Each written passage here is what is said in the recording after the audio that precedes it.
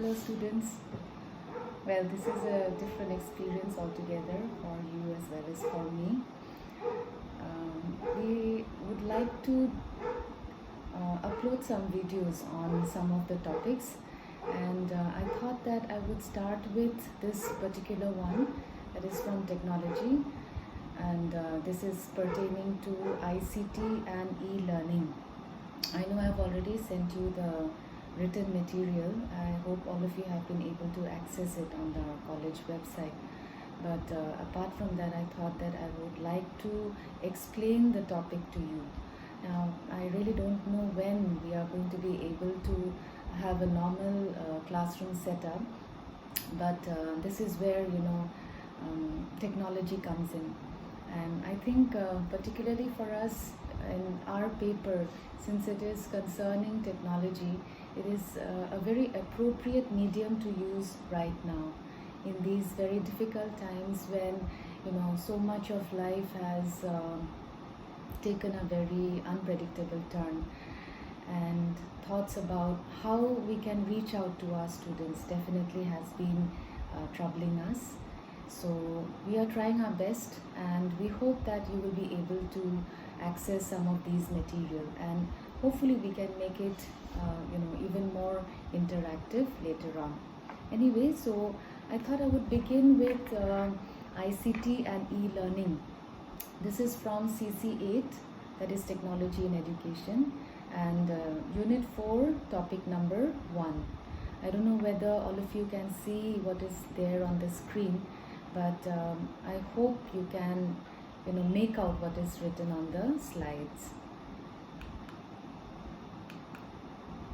So the first part of this topic concerns ICT. We will begin with what do we understand by ICT. I'm sure we all know that ICT stands for Information and Communication Technologies. So what kind of technologies, what is it concerned with? ICT is concerned with digital data that can be stored, that can be retrieved, that can be manipulated, transmitted or received by various users. In order to do this, ICT uses a number of different technological tools and resources. All this in an effort to communicate, to create, disseminate, store and manage information. And the purpose, of course, is to enrich the knowledge, develop communication, decision making and problem solving ability of the user. When it comes to what exactly is ICT and when we have been using ICT, actually we have always been using ICT in education, but of course in various forms. Today we are looking at a very advanced form of ICT, but when we look at just the printed material that we have always depended on, our textbooks for example, or our charts, our models, these are also part of ICT, though of course we would refer to them as the traditional ICTs. See on the slide, I hope you can make out, I have put down what the traditional ICTs refer to. So here the books, charts, etc., these are all single technologies only, one medium. Whereas today, the modern ICTs, we find that there is a combination of hardware and software. And all of us are of course familiar with computer and word processing, then PowerPoint or video text, etc. All these come within the realm of the modern ICTs. Now the uses and advantages of ICT in education. As far as our daily life is concerned, ICT is something that has penetrated into every corner of our lives. Today we are living in an increasingly technological society where a lot of our transactions are done electronically. So it is something that we cannot escape from. It has become very much a part and parcel of our lives. What about education? how far is ICT been able to penetrate into education, and why should we utilize ICT in education? Let's have a look. So first thing is that today, because our society is increasingly so information rich, because we are living in an age of information, we need to be sure that our educational systems are in line with what is present in the society. I mean, we can't really have a society that is technologically very updated and an educational system which is not very technological savvy. There would be a lack of harmony between these two. So that is why we need to use ICT in education. And when we do this, we are able to bring our education systems more in line with the present needs of the society. As far as teaching is concerned, I think all of us are familiar with the traditional system of teaching learning, and where the dependence was more on the teacher, and the teacher being very dominant, and more of a chalk and talk method. I mean, that is the kind of traditional system of education that we are familiar with. But when we use ICT, we are able to bring a remarkable and significant change in this entire teaching learning process. How?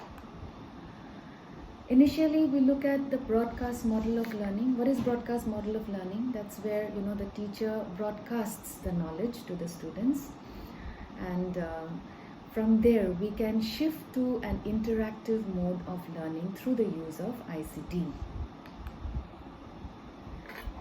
As far as instruction is concerned, shifting again from being very teacher-centric to a very learner-centered kind of instruction.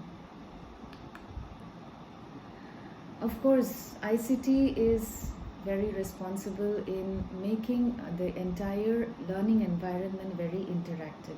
And when it does this, then it becomes a cooperative enterprise between the learners as well as the teachers.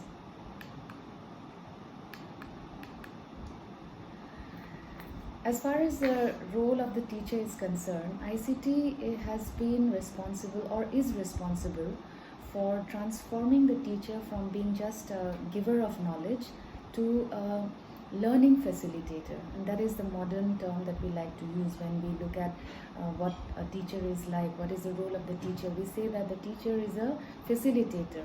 So in this process, it is ICT that has been able to help the teachers move from being traditional knowledge givers to being a learning facilitator, and at the same time, of course, being an active co-learner. And it's not always true that it's that only the students learn from the teachers. Definitely teachers also do learn from the students, but that can be done only when there is an interactive learning environment, which is something that ICT has been able to provide. Now, this particular point, greater responsibility on the part of the learner for his own learning, what does this mean? I think we are all very used to the idea of being passive recipients of knowledge, and the teacher does everything. It is the teacher who is responsible for the content, for the delivery, for basically everything related to teaching learning, and the students are passive. They do not really have a very active role to play. But here, with the use of ICT, the students are in a position to take more responsibility for their own learning. What do they want to learn? How much do they want to learn? How do they want to learn? All these are questions that can be handled very well through the use of ICT. And yes, when we look at what education does to the learner, of course we are all very familiar with the idea of education being something very holistic, turning the learner into it's something bringing about his all-round development, etc.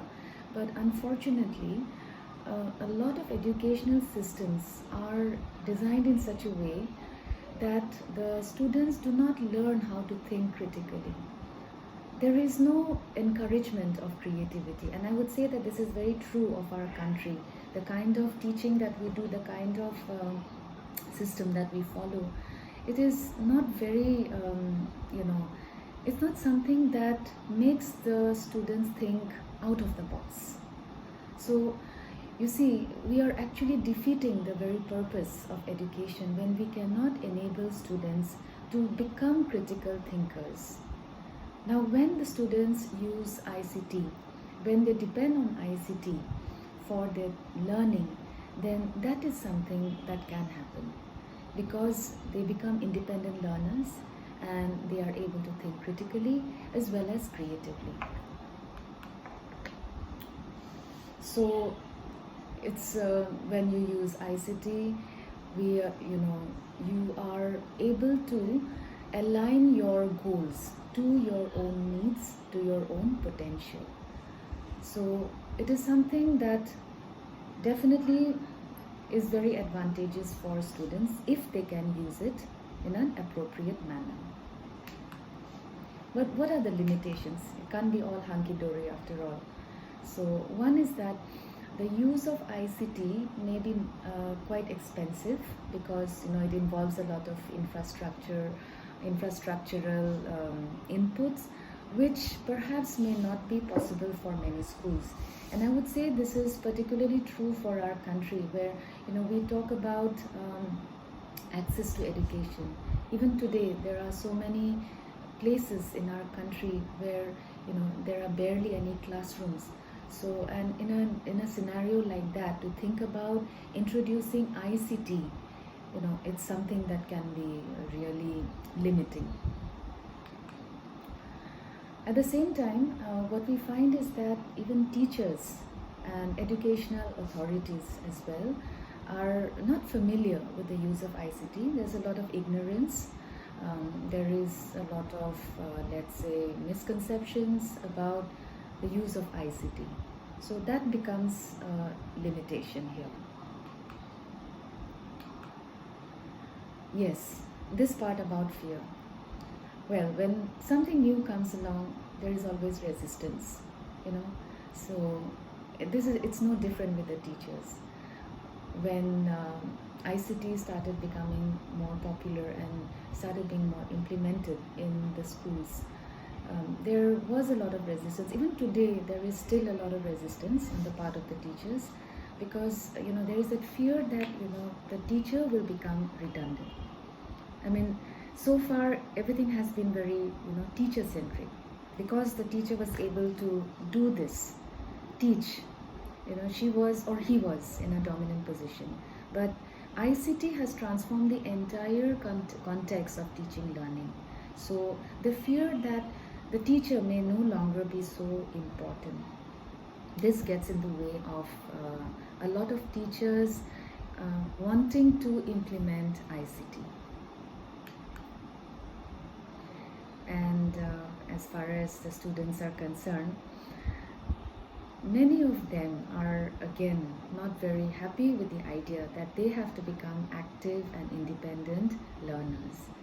That's because there has been maybe you can call it a tradition of students being spoon-fed by the teachers, by the schools, where everything has been set out for them and there has not been much scope for them to learn on their own. That independent learning, which is so important. Now, when you use ICT, the students have to become independent learners, and that is something which many students are not very comfortable with. They are very happy with their, the old role of simply being a passive recipient of knowledge. And when we look at the teacher training systems in our country, we find that there is still not adequate provision for the training of teachers in the proper usage of ICT. So if teachers are not trained in the use of ICT, how can they implement it in the classroom? These are all very important questions that need to be looked into. A lot of awareness needs to be generated. I mean, I've always been saying this: whenever there is a problem, the first thing that we need to do is to be aware that there is a problem, right? So with ICT also the same thing. We are looking at a very different kind of educational scenario where the teachers as well as the students are co-learners, and the students are helped to become creative and critical thinkers, independent learners. But in order to do this, there are so many things that need to be looked into. Infrastructure has to be right. Teachers have to be trained. The resources have to be there. There is no point simply talking about ICT in education if we don't know what ICT is, if we don't have the access to ICT. So this is these 2 points which are there, like school curriculum, infrastructure. Again, these are not really aligned to supporting the use of ICT, because even today a lot of the syllabus, a lot of the curriculum is still very old-fashioned. So there is not really much room for the use of ICT. And a lot of school authorities are not at all enthusiastic about using ICT. One is because, of course, the immense amount of expenditure involved. That is a very big thing. Resources are scarce. In a country like ours, it is a very, very important point. When we are talking about simply making education accessible to all, thinking about the use of ICT in education then becomes something which is perhaps not very feasible. So those were the limitations of ICT. And now let's look at e-learning, because e-learning is very much a part of ICT. What exactly is e-learning? So e-learning is that type of learning that is carried out, facilitated or supported by electronic gadgets, media or resources. Particularly when we take the help of the advanced learning technology and in computers, networking and multimedia, that is when learning becomes what is known as e-learning. So the operative word here is actually online. And what is happening today in this very, again, say scenario, well, this is not exactly e-learning because it is not online. Now, if I were taking an online class, then that would be e-learning perhaps. But I'm simply making a video, shooting a video so that I can upload it and you can access it. Does that make it e-learning? No. Let's look at the characteristics of e-learning. So any learning that is enhanced by the use of computers can be thought of as e-learning, but it is strictly limited to online learning. That means taking the help of internet or the web-enabled technology. That's when learning becomes e-learning. E-learning is not simply computer-based training or computer-aided instruction. I mean, a lot of work does get done with the help of computers, but all types of computer-aided instruction or any kind of work that is done with the help of computers does not necessarily qualify to be called as e-learning.